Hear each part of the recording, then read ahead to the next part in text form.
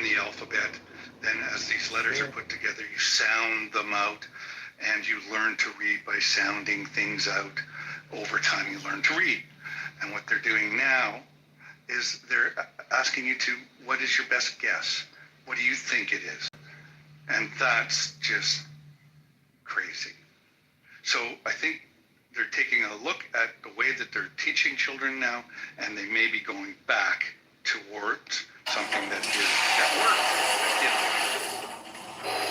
Yeah, sometimes things. Go ahead.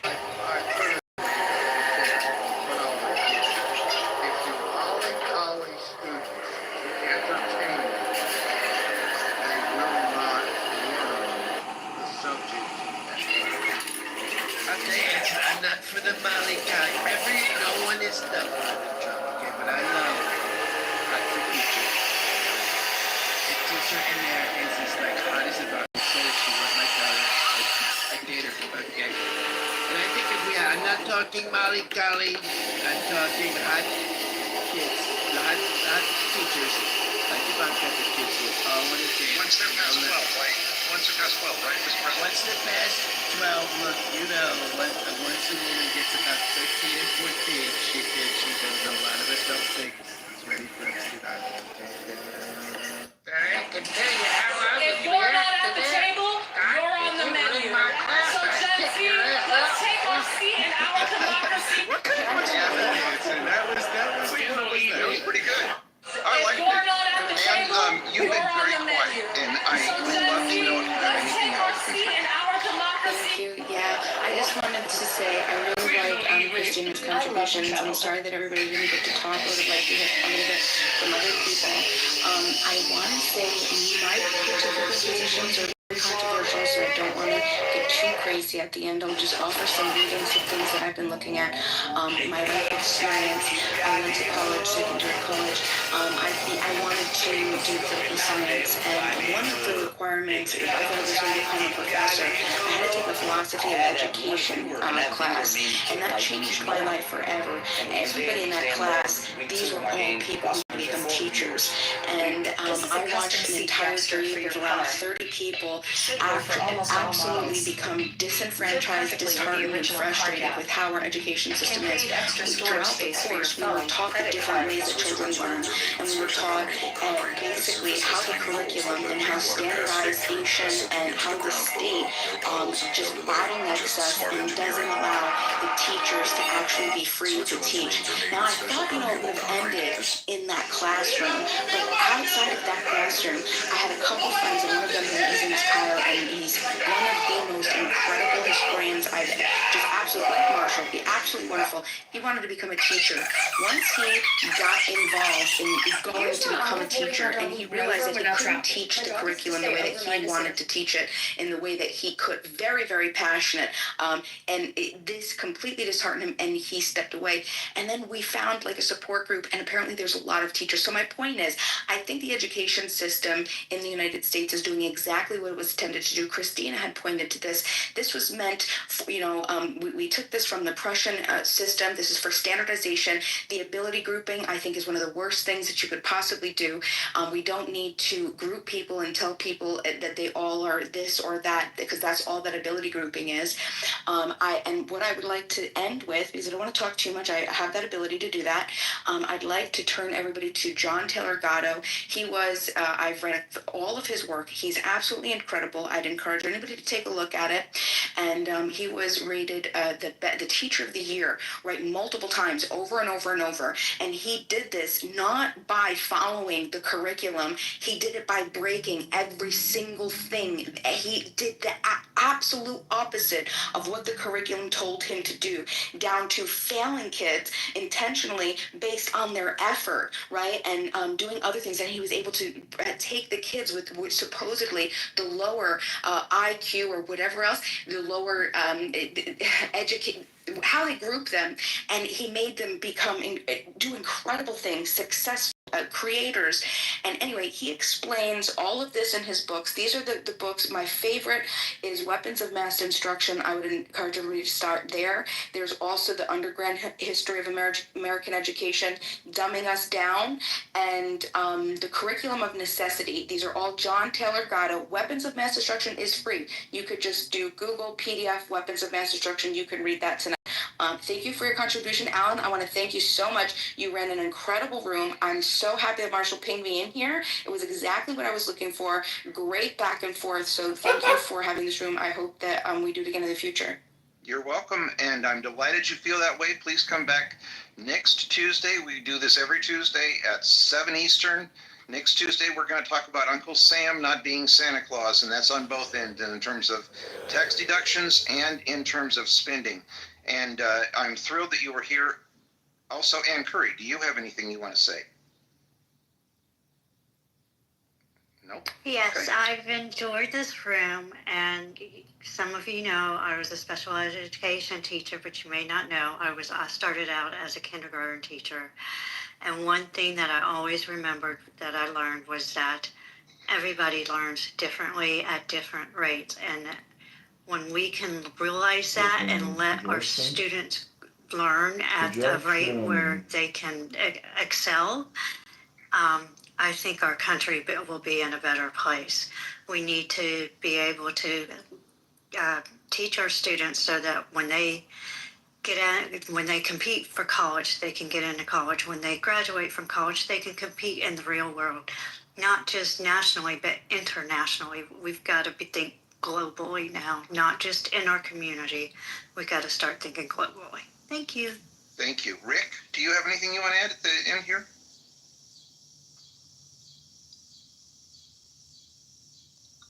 He's on the phone. Oh, okay. Brent, anything you want to add?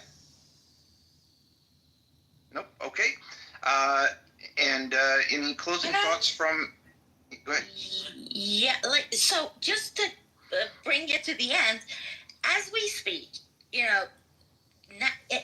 and going back to what Anne was saying, around the world, China, Finland, South Korea, United Kingdom, all these countries, they're investing in education because of its long-term strategic assets.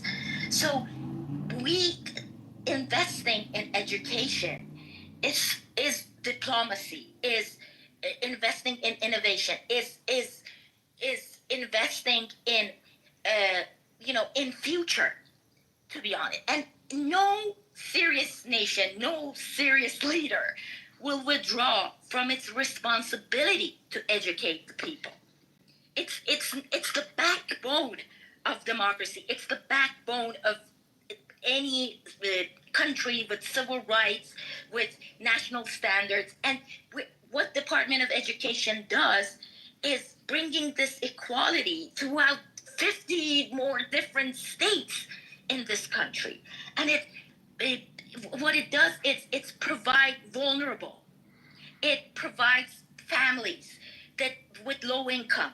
And we cannot just diminish its role to, a money-making machine.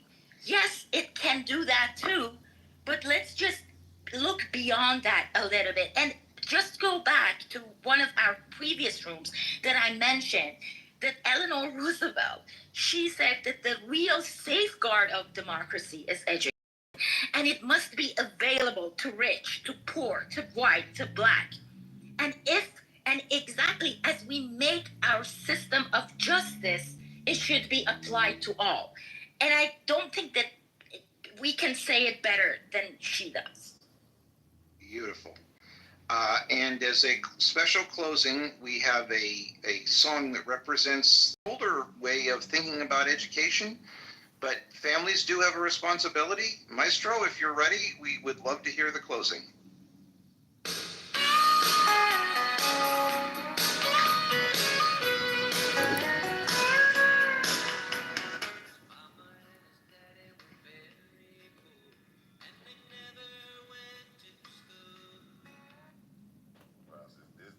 Energy right here. Yeah, weird shit. Boy, this shit right here, that shit is vicious. But what I was saying was, all the things during that pandemic and the clubhouse. First of all, Isaac, y'all fan base do the same thing. What the fuck is you talking about?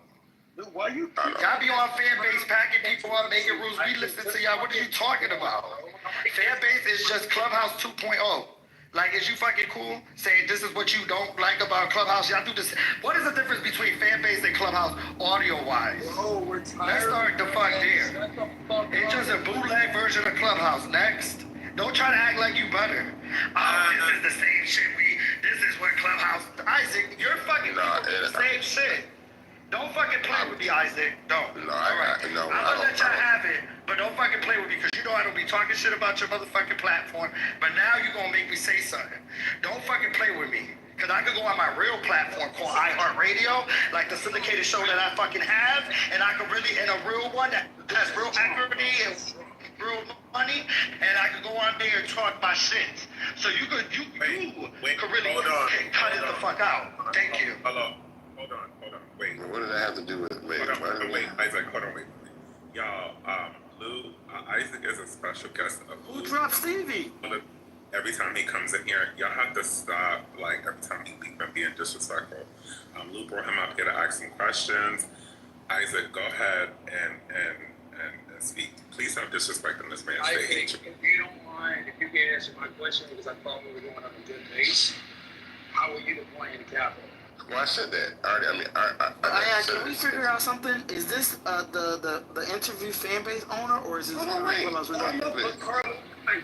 bro. I was just asking where we just hold on. What I'm saying is give us TC, look. Just give us a heads up and we can leave and y'all can do it.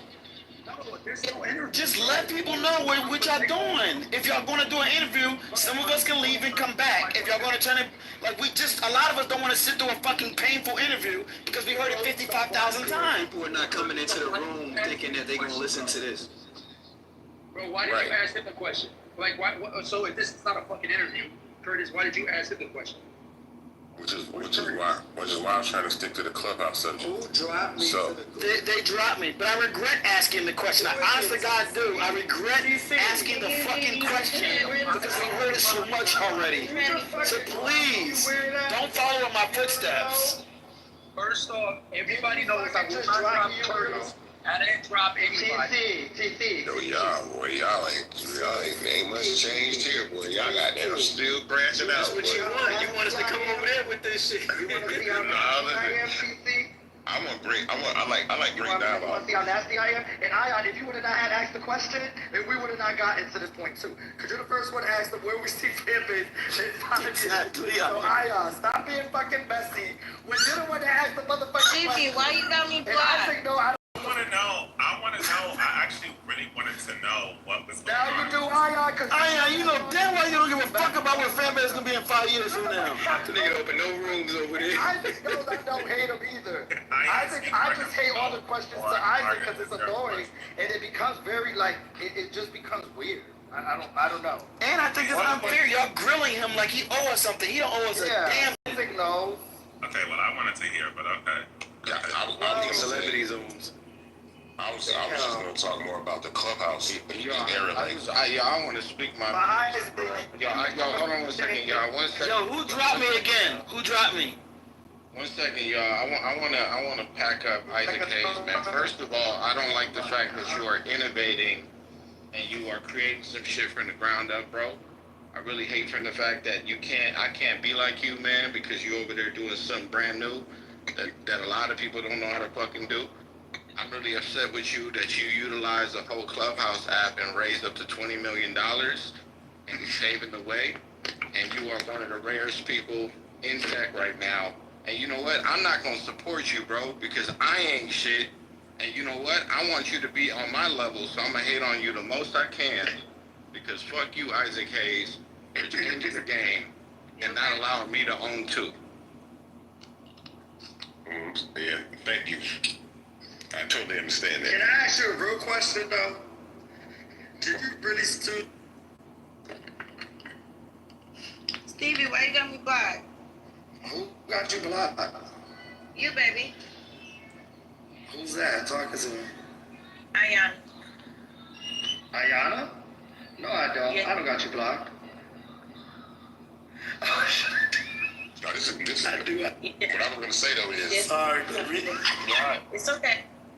somebody The kick reunion TC. part of Kick the TC reunion out. is the- Get the fuck out of here. Y'all dropping people, kicking people.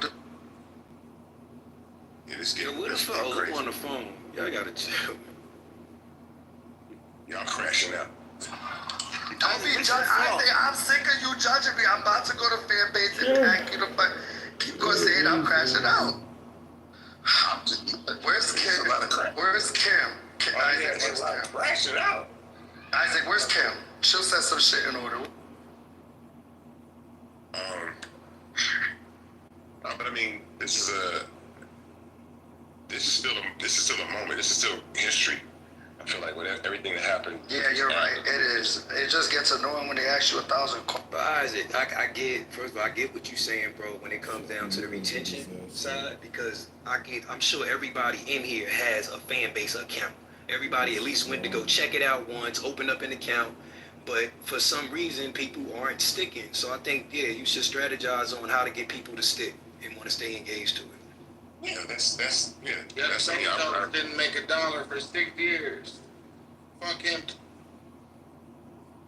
Yeah, I mean, we made money the day we launched. There's a lot of things that are different about what we did, but again, back to the Clubhouse shit. I think Clubhouse really showed the power of social audio, and really a missed opportunity for people to really take this medium and really do something powerful with it. But I mean, there's still time. I think there's still a lot of time to do that. I just think it's gonna take a little bit longer than people thought. AI is gonna play a role in that though. AI is gonna make this a lot funner coming real soon. But I'm confused though, because most of the companies, these tech companies, they're paying for streaming. Yo, who got TC's phone number? Was he really kicked out? Some people want So if you got 20-something million, you know, why you can't pay like Ion, Lou Fax, like all these people that got these big spaces, why you can't just pay them to go over there? Because it doesn't keep retention. It doesn't make them stay. But they open up space, like Lou opens up his space every day, right? And he has a certain amount of files every day. So if you pay him to exclusively open up over there, we have no choice but to go over there and continue on what we're doing every day. So yeah, you just being Mark Zuckerberg's paying me every day for being on Instagram, man. You know, it's crazy. He's cutting me checks, man, and fuck the payment system. Fuck people sending me. I mean, Rundown, I've been relaxing over you, but niggas been saying you was running an NFT scam, but I ain't say that's minding my business. So, and you know. show me one receipt though. Niggas been saying your shit was a scam. Oh, look, another male fan who knows about I mean, nah, since you want to hop on dick, now we can expose you. Let's do that. Go ahead, expose me with receipts first of all, instead of words, King. Well, that's not what I was saying. That's not a sustainable business model. You can't sustain that. Like most of the platforms. So I'll give you a prime example. Have you ever heard of it's an app called man, what's the name of that damn app? It's an app that pays creators. Never really. I can't think of the name of it. It's like they got acquired. It used to be Fan House, and they got acquired by another app. I can't remember.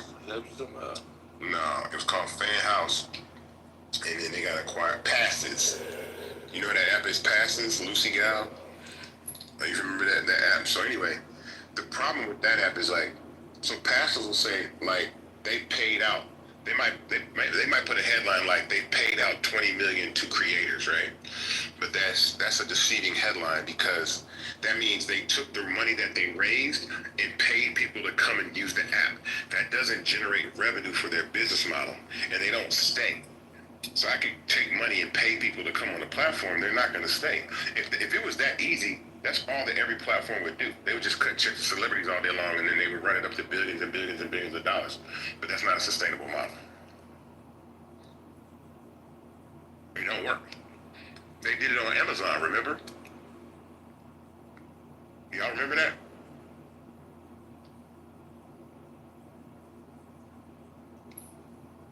No, they too busy talking about Diddy. Sure. Amazon had an app called AMP, and they paid Nicki Minaj, Joe Budden, Candy Burris, NBA YoungBoy, Jason Lee,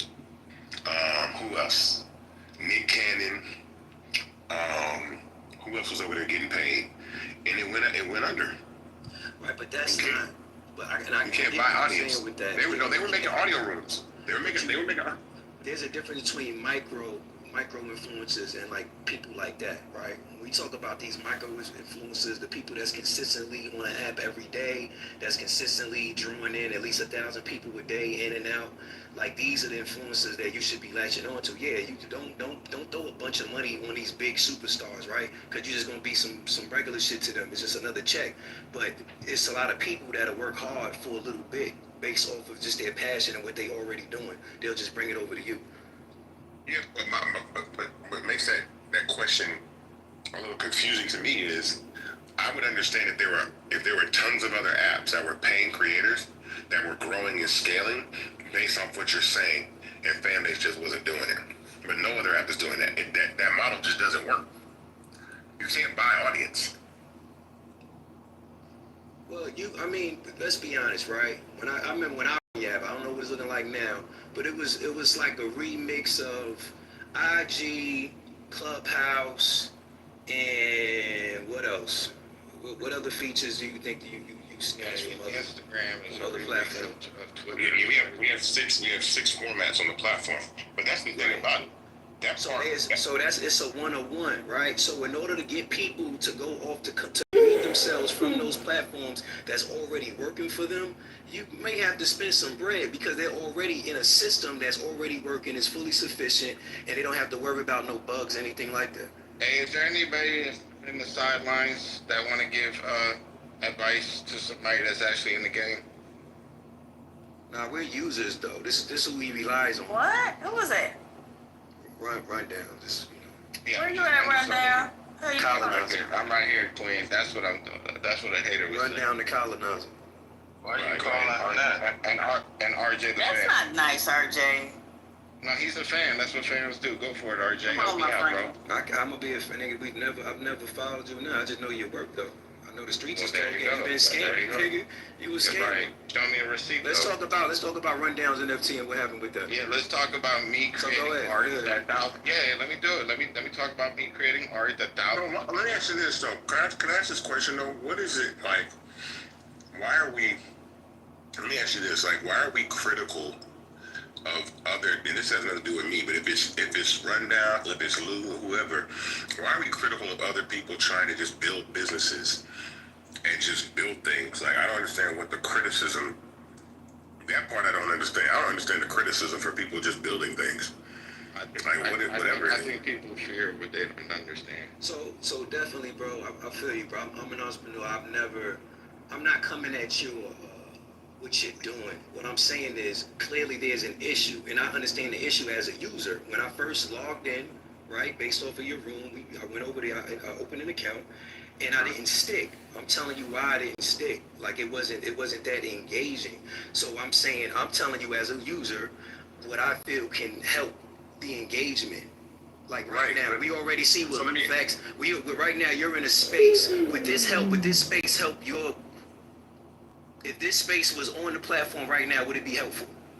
So I don't understand why you can't pay somebody like Lou a little bit to do that. Well, the question that I pose is like, do you know the path that all these other platforms took to become the colossal successes that they are?